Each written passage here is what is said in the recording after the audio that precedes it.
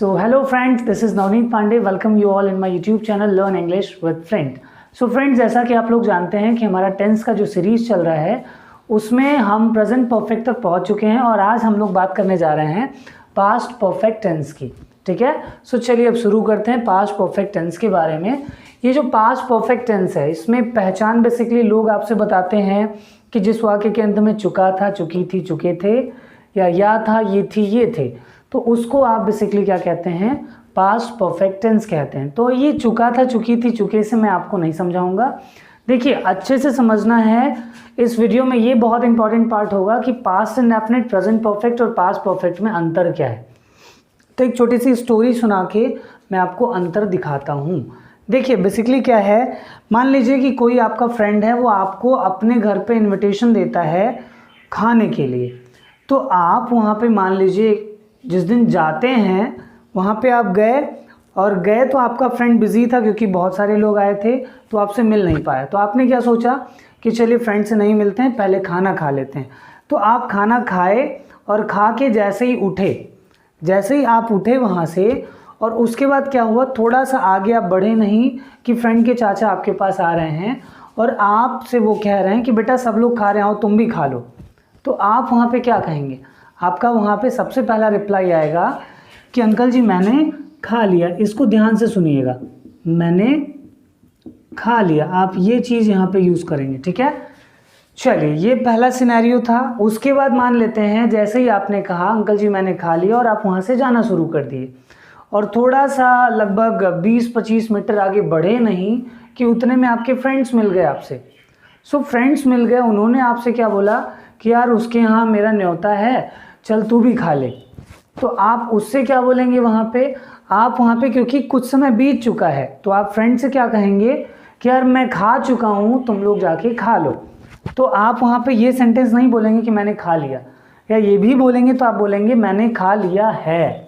ठीक है, मैंने खा लिया है या मैं खा चुका हूँ, यही बोलेंगे आप। ठीक है, सो अब ये दूसरा सिनेरियो था। और तीसरा सिनेरियो, मान लीजिए वो फ्रेंड उस दिन आपसे नहीं मिला तो दूसरे दिन फ्रेंड आपसे जब मिलेगा तो फ्रेंड आपसे ज़रूर बोलेगा कि कल मैंने तुम्हें बुलाया था, तुम आए नहीं थे, तुम अच्छे दोस्त नहीं हो। तो आप उस समय क्या कहेंगे, आप वहाँ पे ये नहीं बोलेंगे कि नहीं मैं आया था मैं खाया, मैं आया मैं खाया। वहाँ पे आप क्या बोलेंगे, मैं आया था, या आप क्या बोलेंगे, मैं खाया था।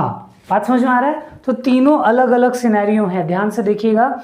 मैंने खा लिया, मैं खा लिया हूँ या मैं खा चुका हूँ, और तीसरा सिनेरियो है मैं खाया था या मैंने खाया था। ठीक है, तो इन तीनों सिनेरियो से आपको एक चीज़ समझ में आना चाहिए, और जो है जो मैंने खा लिया, जो काम उसी समय फिनिश किए आप, उस चीज़ को आप कहते हैं पास्ट इंडेफिनिट। ठीक है, और जो काम कुछ देर पहले ख़त्म हुआ उस चीज़ को आप कहते हैं प्रेजेंट परफेक्ट। और यहाँ पे देखिएगा मैंने खाया था, जो काम बहुत पहले ही आप कर चुके हैं उसके लिए आप यूज़ करते हैं पास्ट परफेक्ट। तो ये सबसे बड़ी चीज़ है। इस तरीके से ये आपको बहुत अच्छे से समझ में आना चाहिए कि पास्ट परफेक्ट टेंस होते कैसे टेंसेज हैं। ठीक है, तो इसलिए यहाँ पे ये चुका था, चुकी थी, चुकी थे कि चक्कर में नहीं पड़ना है। बस आपको ये देखना है कि जो काम वर्क हैड फिनिश्ड, काम बहुत पहले हो चुका था। ठीक है, काम जो ख़त्म हो गया बहुत पहले ही, वही हमारा पास्ट परफेक्ट टेंस कहलाता है। चलिए इसके सेंटेंसेस देखते हैं। तो इसका जो सिंपल सेंटेंस है इसमें सबसे पहले हम लगाते हैं सब्जेक्ट, उसके बाद लगाते हैं हैड, उसके बाद थर्ड फॉर्म, उसके बाद ऑब्जेक्ट। मैं पहले भी बता चुका हूँ, जहाँ कहीं भी परफेक्ट वर्ड दिखेगा आपको थर्ड फॉर्म लगाना बहुत ज़रूरी है। ठीक है, सो यहाँ पे देखिए पास्ट परफेक्ट की सबसे बड़ी पहचान हैड है, और उसके बाद क्योंकि परफेक्ट है तो थर्ड फॉर्म लगाना अत्यावश्यक है। तो चलिए यहाँ पे सेंटेंस देख लेते हैं। जैसे मैंने एक सेंटेंस दिया, मैंने क्रिकेट खेला था।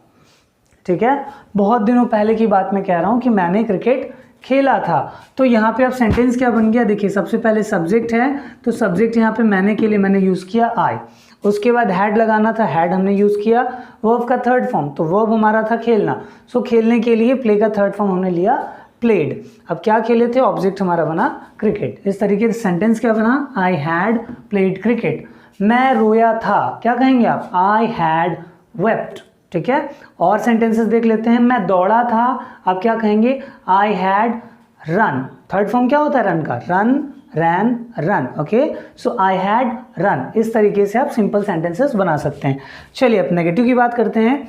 अब नेगेटिव सेंटेंस में क्या हो जाएगा, सबसे पहले सब्जेक्ट यूज करना है, उसके बाद हैड, उसके बाद नॉट यूज करना है, उसके बाद वर्ब का थर्ड फॉर्म यूज करना है, उसके बाद ऑब्जेक्ट यूज करना है। ठीक है, सेंटेंस देख लेते हैं। जैसे मैंने यहाँ पे सेंटेंस लिखा है, उसने तुम्हें गाली नहीं दिया था। नहीं मैंने 2 बार लिख दिया है, सो सॉरी।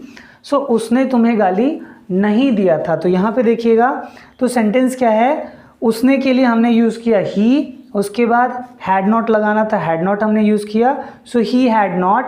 उसके बाद गाली देने के लिए अब्यूज, अब्यूज का थर्ड फॉर्म देखेंगे तो अब्यूज्ड हो गया। सो ही हैड नॉट अब्यूज्ड किसको, तुमको। तुमको के लिए मैंने यूज किया यू। ठीक है, so he had not abused you.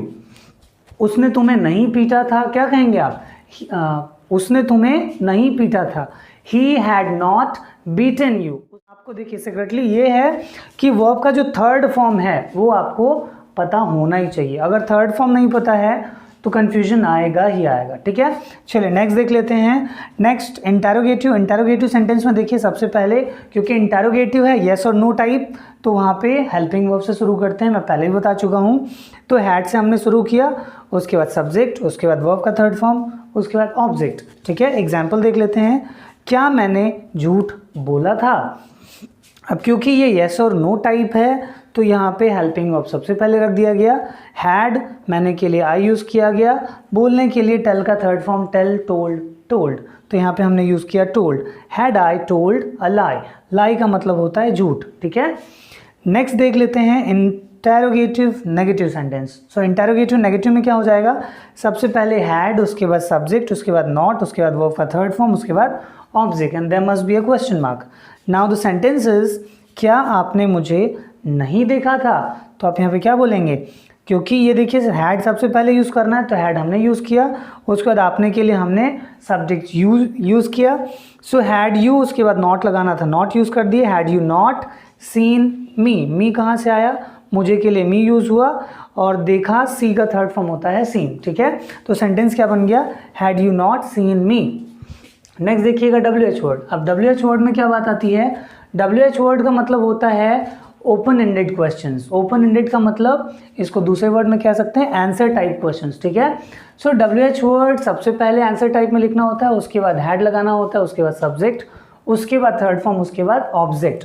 सो ऐसे सेंटेंसेस में जो भी WH वर्ड हैं, कब, क्यों, कहाँ, कैसे, कितने बजे, उन सबको आप सबसे पहले रखेंगे, उसके बाद सब्जेक्ट जोड़ेंगे, फिर आगे काम करते जाएंगे। तो यहाँ पे सेंटेंस देखिएगा, आप वहाँ क्यों गए थे। तो जैसा कि मैंने कहा WH वर्ड सबसे पहले जोड़ना है। सो क्यों के लिए इंग्लिश वाई हमने सबसे पहले लिखा। सो वाई, उसके बाद हमें हेल्पिंग वर्ब चाहिए, सो हमने हैड यूज़ किया, वाई हैड। मेन हमारा सब्जेक्ट था you, so why had you. अब जाने के लिए गो का थर्ड फॉर्म बन गया gone, so why had you gone, और वहाँ के लिए हमने बनाया there, so why had you gone there. ठीक है, चलिए WH नेगेटिव सेंटेंस बनाते हैं। WH नेगेटिव सेंटेंस में सबसे पहले WH वर्ड जोड़ते हैं, उसके बाद हैड, उसके बाद सब्जेक्ट, उसके बाद नॉट, उसके बाद वर्ब का थर्ड फॉर्म, उसके बाद ऑब्जेक्ट। बहुत सिंपल है। यहाँ पे बस ये ध्यान देखने वाली बात है कि सब्जेक्ट के बाद नॉट का यूज़ करना पड़ेगा। सेंटेंस देखिएगा, तुमने क्या क्या नहीं खाया था। तो यहाँ पे क्या क्या, जो डबल क्या क्या है, कहाँ कहाँ है, कैसे कैसे है, तो वहाँ पे दूसरे वर्ड के लिए हम ऑल का यूज़ करते हैं। ठीक है, तो इसलिए यहाँ पे सेंटेंस हमारा बना व्हाट ऑल। व्हाट ऑल किसके लिए आया, क्या क्या के लिए। ठीक है, so what all had you not eaten. Had, क्योंकि यहाँ पे देखिए हैड यूज़ करना था, उसके बाद सब्जेक्ट यूज़ करना था, उसके बाद नॉट यूज़ करना था, उसके बाद वर्ब का थर्ड फॉर्म, ईट का थर्ड फॉर्म हमने जोड़ दिया ईटन। ठीक है, so what all had you not eaten. ठीक है, इस तरीके से यही पूरा आपका फॉर्मेट था पास्ट परफेक्ट टेंस का। और इस पास्ट परफेक्ट में एक और बहुत इंपॉर्टेंट पार्ट होता है जो कि आफ्टर और बिफोर का यूज़ होता है। इसमें बहुत सारे ऐसे सेंटेंसेस आते हैं, बहुत टीचर्स आपको पढ़ाते हैं, जैसे कि डॉक्टर के आने से पहले रोगी मर गया था, मेरे पहुंचने से पहले ट्रेन जा चुका था। तो ऐसे सेंटेंसेस के लिए मैं अलग से एक वीडियो बनाऊंगा बिफोर और आफ्टर के सेंटेंसेस के लिए, ठीक है। तो उसके लिए आप एकदम टेंशन मत लीजिएगा। इसके जस्ट बाद वाला वीडियो मैं पूरी कोशिश करूंगा कि वही रहे। कौन सा वाला? बिफोर और आफ्टर वाला, ठीक है। तो अब मैं आशा करता हूँ कि ये जो पास्ट परफेक्ट टेंस का पार्ट था इसमें आपको कोई भी डाउट नहीं होगा।